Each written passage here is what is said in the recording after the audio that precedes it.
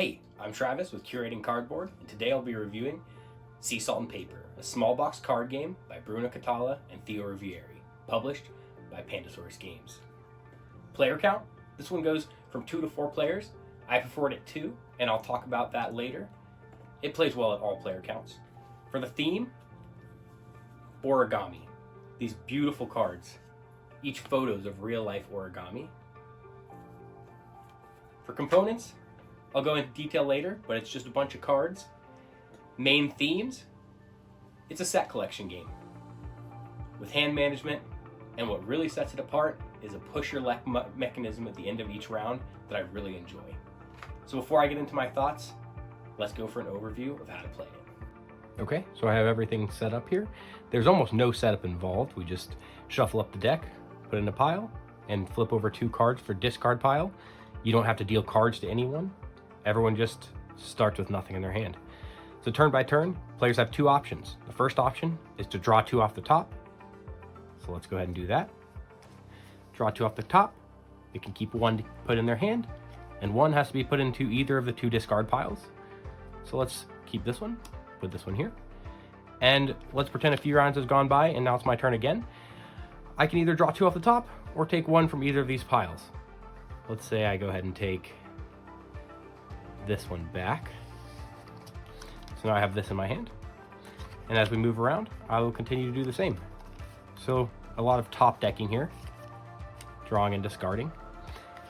And I won't go through all the scoring here, but there are some handy player cards. This one explains the distribution of colors within the cards. This one explains the point multiplier cards.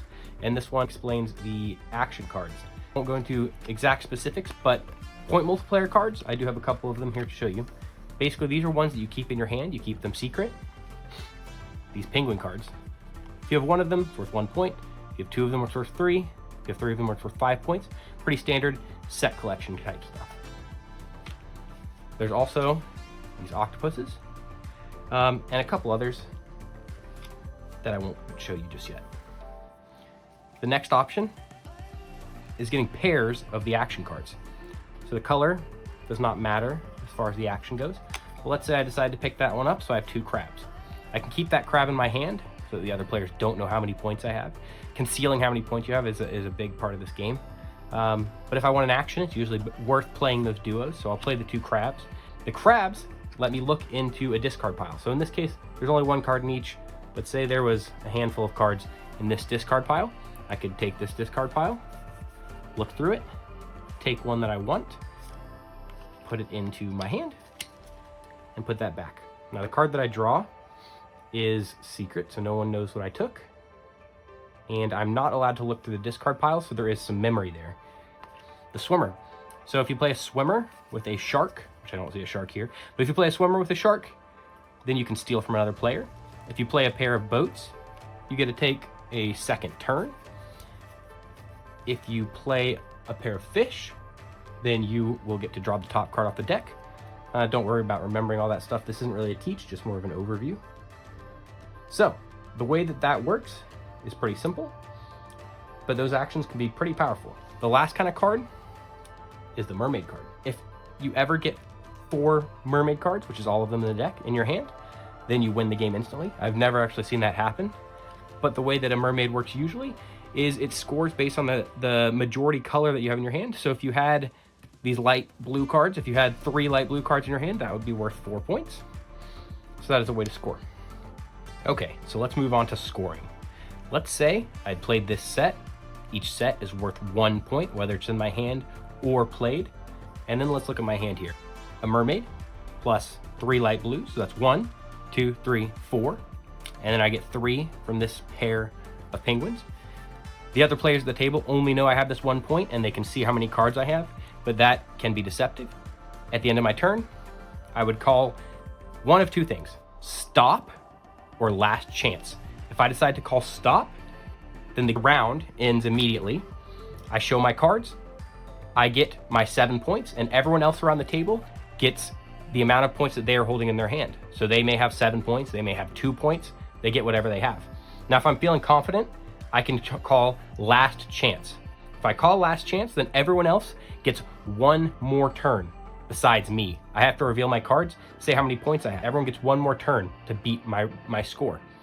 If no one does, then I score my points plus a color bonus for my highest score, as if I had a mermaid. So I would score 7, 8, 9, 10 points, and everyone else at the table would only score their color bonus. The disadvantage of this is that if I call last chance and someone else beats me, then I only get my color bonus and they get all of their points. So it is a risk, it's a gamble, it's a push your luck mechanic, and that's where the tenseness in this game comes. After each round, points are scored, and you're trying to get to a certain target number. The points values really do switch and change as you go. It's usually not just one person dominating in my experience with the game. I really like how it fluctuates. Even if you're in the lead, someone could come up really quick, someone gets that last chance. There's obviously some luck with that, but there's also some strategy. So it's a very interesting game, but there's really not much to it. Okay, now that you know a little bit of how to play, let's go over the components. So there's not much here. There's the box, very small, easy to take anywhere. I will say I've taken this traveling with me recently to Florida, and I played it all over the place. We played it on park benches, we played it on a boat in the middle of the Atlantic Ocean, we played it at national parks, we played it in the car while waiting in line. This can be played just about anywhere. I also played on BGA, great implementation there. This game can be played anywhere, but that's a sidetrack. You have the box, which is I guess you call this a slip case, as opposed to a tuck box. I hate tuck boxes in games. They're terrible. They get destroyed. This thing is great. Very small. There's a con there, which I'll get to in a second. The cards, they're beautiful. The art is amazing. From what I understand, they are real pictures of real origami. The cards are thick, cardstock, thicker than most games. Very, very thick. I want to sleeve them because of how much I've played this game. And that's where my one critique is. This box just barely fits the cards, fits them snug, which is great, but if you want to sleeve them, that becomes an issue. It also becomes an issue if you get the expansion, Extra Salt, which I'll talk about a little bit later in the video as well. But overall, these components are great. I can't complain. I love the box. I love these cards. They're beautiful. The colors pop. The art is amazing. They feel great. I'm scared to shuffle them because I don't want to mess them up, but I will be sleeving them very soon. My favorite mechanic in this game would have to be the push your luck mechanism. I just love that tension of holding those cards in your hand, getting close to 7 points, wondering what the next person's going to put down, drawing off the top, that top decking, and you get those 7 points. You decide, do I want to just end it? Do I want to do that last chance? Go for it. Go big or go home. There's that tension, that choice, and that's really what brings the game from middle of the road kind of game to a really good game, in my opinion. Okay, so next I want to talk about fun factor. If I haven't made it clear, I really like this game. I think it's amazing. I think it's so fun. It's simple, it's quick, it's easy, but it has just enough there to make me come back to it. This is one of my most played games since I first played it. The first time I played it was in January 1st, 2024. Today it is February 2024, the very beginning of February. So I've only been playing this for about a month, but I logged 21 plays, I think. Mixture of BGA and real life plays. It's played over multiple rounds. It's not super quick, maybe 30, 45 minutes, depending on how many players you have. With the 2-player count, it does shorten it a little bit, but those point values are variable, so you're always shooting for a different score based on the number of players. But this game is just fun. It looks great on the table. The abilities are fun. Holding your cards is fun. You are doing a lot of top decking. You're drawing 2 off the top, and there's a lot of luck there if you get the exact card you need. But that tense moment of when you draw 2 good cards and you don't know which discard pile to put it on, so you decide to keep this one, put that one down, and your opponent grabs that one, and that's when they put down. They say last chance, and you have that last draw. It really can get down to the wire, and there's a lot of flip-flopping and scores. It can get really tense, and it could be a lot of fun. On paper, I feel like it sounds very simple, but somehow it just does a great job. at being awesome. It's really fun. I can't say enough good things about it. This is obviously in that sort of filler game category, but I think it has enough meat there to, it's not so light that it's just mindless. It's a lot of fun. It does take a little bit longer than some of those 10-15 minute games. It's obviously not a big crunchy Euro game or anything like that, but when the moment's right, I always bring this out. This is my go-to right now. So who's this game for? I think this game could be for anybody. Maybe not young kids. I do think there's a little bit of learning there at the beginning when you're learning what the different pairs do. But once you get that, you don't need a reference sheet. You don't really need much at all. You can just play it. I do think that this could be a good game for someone, sort of a gateway game to get into small box card games. Something a little bit different than your standard deck of cards, but not too scary and big. Very small rule book, a small package. So I think it's great in that way. A little about player counts. It is 2 to 4. I played it all player counts. I enjoyed it all player counts. I think the 2-player version is my favorite. I like that head-to-head tension, a lot of back and forth. Sometimes when you get to that 4-player mark, it does feel a little bit more random, party gamey. Some of that tension is gone. Some of that strategy starts to go away with the randomness of the cards.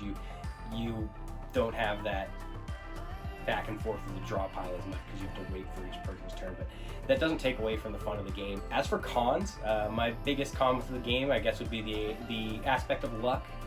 Though in my opinion, it is a fun kind of luck, but I could see someone not liking that aspect of drawing 2 off the top and having that luck of, you might draw exactly what you need if you were looking for this octopus and that's what you drew. In my opinion, that's fun, that's exciting, that's wow, I drew what I need, but it can be disappointing if you don't, and it can be disappointing if your opponent always happens to get what they need. So that is definitely a con. I could see that being a con for some people. Also, like I said with the box, I really appreciate how small it is, but the fact that I can't sleeve it and the fact that I can't fit the expansion in there is a con in my opinion. But I would prefer a small box like this any day to a huge clunky box for something small and elegant like this. I won't go over it in detail here, but I did want to mention the extra salt expansion. I just recently got this, so I haven't played it enough to really give a full review on it. It's a small expansion for a small game. It adds 8 new cards. There's some variability in there. I mean, so far from the 3 games I've played, I can say if you like the base game, why not add this? I bought it for $4 or $5. Adds a few extra cards. There is that problem with it not fitting in the box great. But yeah, just adding some variability, some new gotcha kind of moments for players that already know what they're doing. There's actually some pretty neat ideas in here. Maybe I'll go more in depth later. Let me know if you want me to do that. Well, thank you for watching. That's my review of Sea Salt and Paper by Bruno Cathala and Théo Rivière. I hope you enjoyed it. This is my first review. I plan to do more. If you've played this game, tell me what you think about it. If you have another game that you think is better, let me know why it's better. Let me know why I should play it. I'm excited to learn new stuff. I'm always excited to play new games. And I'm excited to make more videos for everyone. So subscribe, hit that notification bell, leave a comment, and I've been curating cardboard.